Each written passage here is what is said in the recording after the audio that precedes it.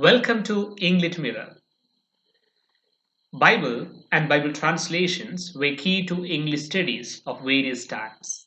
Today, let's have a look at various translations of Bible, especially King James Bible. The King James Version, also known as the King James Bible, sometimes as the English version of 1611 or simply the Authorized Version, is an English translation of the Christian Bible for the Church of England, commissioned in 1604 and completed as well as published in 1611. The King James Bible takes the prize as the most read work of English literature in history. The project of translating the Bible into English was motivated chiefly by the desire of James I to pacify the Puritans and supply a central text for Protestantism that would stand in contrast to Rome's Latin Bible. Although the King James translation was written by a series of committees, it rests largely on the work of one man, William Tyndale, from almost a century earlier. Although we might not usually think of it as literature, the King James Bible is the most read work of the English literary canon. The King James Version, published in 1611, in the same period as Shakespeare's tragedies and Ben Jonson's comedies, stands as an example of the English language at its highest pitch of eloquence, subtlety, and beauty. Another reason we tend not to think of the King James Bible as a work of literature is because it was written by committee, although there was a single minded genius behind what we call the Authorized Version. The publication of the Bible in English was a project motivated principally by politics. This new version of the Bible would consolidate the Reformation by supplying a central text for Protestantism in contrast to Rome's Latin Bible and liturgy. It would also widen the gulf between London and Rome. The King James Bible is a translation of a translation, and possibly many more translations beyond that. The New Testament was immediately translated from the Greek. The Old Testament was translated from the Masoretic Hebrew text. Latin, Greek, and Hebrew were tongues that only a handful of scholars had mastery of in the 16th century, which made the Bible very remote. Martin Luther, who published the first vernacular version in German in 1522, believed that the Bible should be the property of all men and women. English translations followed Luther's, the most significant of which was by William Tyndale in 1525.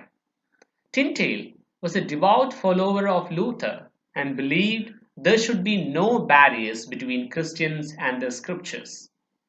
For his beliefs, he was strangled and his body was burned at the stake by English authorities. Henry VIII, in his reforming break from Rome, endorsed the Tyndale Bible, which included essentially the New Testament and the Pentateuch. Between Tyndale and the King James Bible, there intervened the rule of the fanatically Catholic Bloody Mary.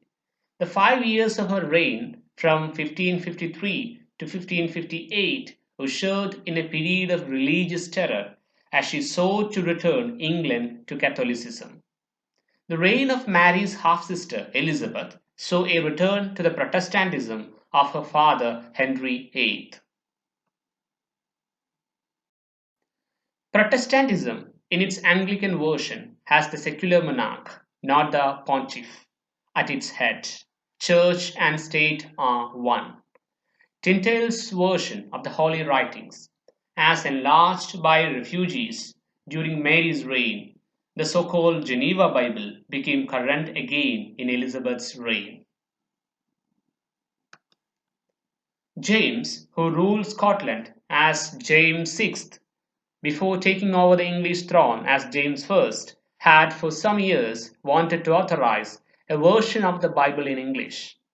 The increasingly powerful Puritans also called for a Bible to which they could have access in their own language. From James' point of view, an English Bible would be a safety wall, making society more stable. The Puritans would, to some extent, be diffused by having their own Bible. Thus, the project for the new Bible was outlined at the Hampton Court Conference convened in January 1604 with the principal aim of scholarly accuracy. The new translators didn't seek to interfere with the text of the Bible, just the way in which it was articulated. Certain key terms, such as the word priest, had not been translated precisely in the Tyndale-derived versions. Marginal notes offering interpretation of the Bible were also at issue. From James' point of view, it was important to create an orthodox authorized version. This authorization was not by virtue of a sect, or the church, or the universities, but by the king, who was head and patron of the established church. In England, the Bible was to be a state-owned text, as much as the property of the crown as Buckingham Palace or Regent's Park. Unlike in the United States, authorized versions of the Bible may be printed in England only under license from the Crown. That license has traditionally been awarded to Oxford and Cambridge. The authorized version has never been in the public domain in the United Kingdom. This fact creates a significant axis of institutional power among the throne, the church, parliament, and academy, the establishment in Britain. The authorized version was the work of 6 committees using the expertise of 50 scholars, most of them men of learning from Oxford or Cambridge. Nonetheless, 80% of the King James New Testament is verbally unaltered from Tyndale's earlier translation. This percentage is probably comparable to estimates scholars would give of the extent of authentic Shakespeare in our possession today. Despite all the committee apparatus, the mind of William Tyndale stands behind most of the King James Bible. And Tyndale may have been a creative writer of equal stature to even Shakespeare. A reading of the opening lines of Genesis translated by Tyndale and from the King James Bible shows obvious echoes in the authorized version from that written almost a century earlier. Who was William Tinty? Little is known of the early life of Tyndale, who was probably born in 1494 and died in 1536. Even his surname is uncertain. He was a student at Oxford and after his graduation in 1512 enrolled to do advanced study in theology. He became a tutor in a noble household but was soon in trouble for heresy. Early on, he developed 2 dangerous aspirations: to defy Rome and to translate the scriptures into English. His aim, he said, was that even the plowmen of England should know the scriptures. Tyndale went to Germany and may even have met Luther in the 1520s. He was on the continent when Luther's vernacular Bible in German was published, a text that was promptly prohibited in England. Over the years, Tyndale worked on his own translation abroad. He fell out with the king on the issue of Henry VIII's multiple divorces and was captured, brought back to England, tried for heresy, and strangled and burned. Reportedly, his final words were, "O Lord, open the King of England's eyes."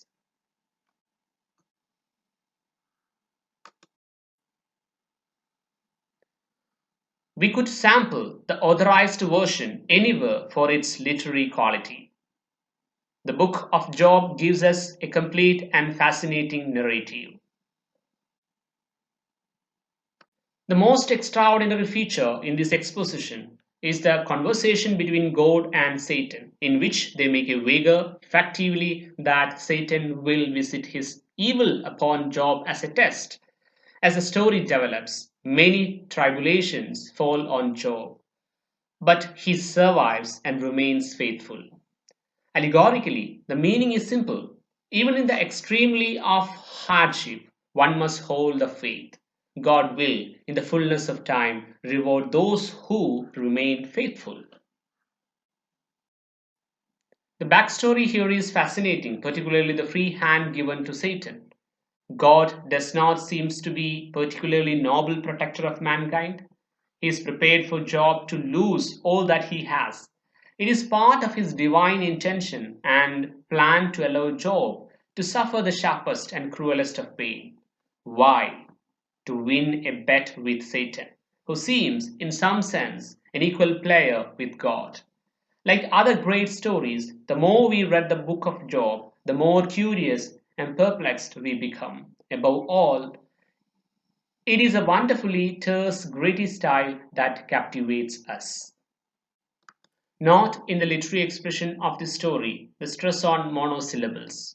The last line, for example, reads, "And Job died, an old man and full of days." The line contains nothing more than the simplest constituents of English language. Note, too, that the line is in iambic pentameter, recalling the blank verse of Marlowe. In addition to making the Bible accessible, the authorized version achieved all the goals that James had for it. It created one of the structures of the established church in England, which was one of the great foundational elements of what would become the English state. The King James Bible also created a version of the English language that was heard by the population every week. In listening to weekly sermons, the people of England gained the power of understanding complexity through the ear rather than the eye.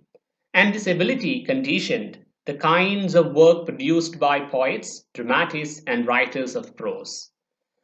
The weekly lessons, read from the authorized version, permeated the intellectual fabric of England, particularly its writers, for the next 200 years.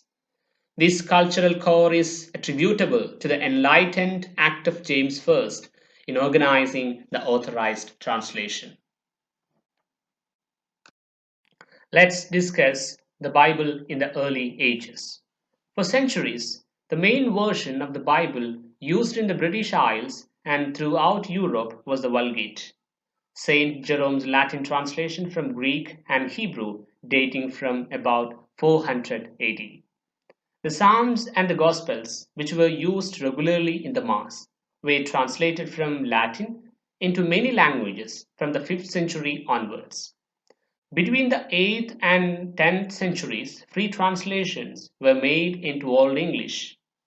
Some of these translations survive in later manuscripts. As very few people could read, the Bible was probably best known to ordinary people through hearing sermons. The Bible in the later Middle Ages.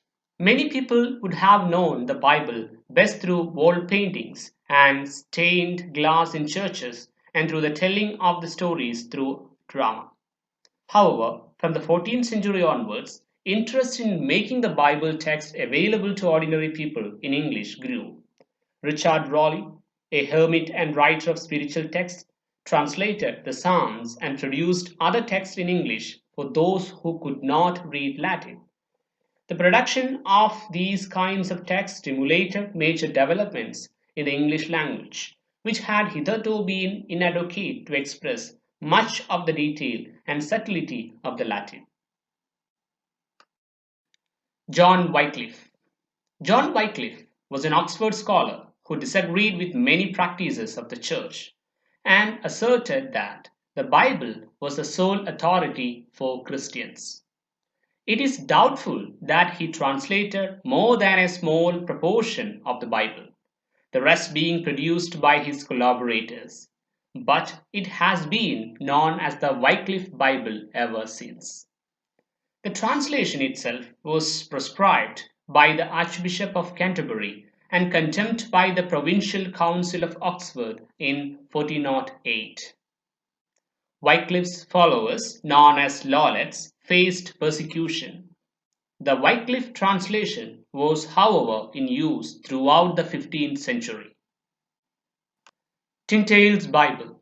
William Tyndale lived from 1492 to 1536. Although he had a great influence on the movement towards translation of the Bible into the languages spoken by ordinary people, it is clear that the wish for a vernacular Bible existed throughout Catholic Europe long before he was born. Tyndale's translation was published in 1526 in Worms in Germany, where he was then living. He had spent much time with Martin Luther, whose German version of the Bible had been published in 1522.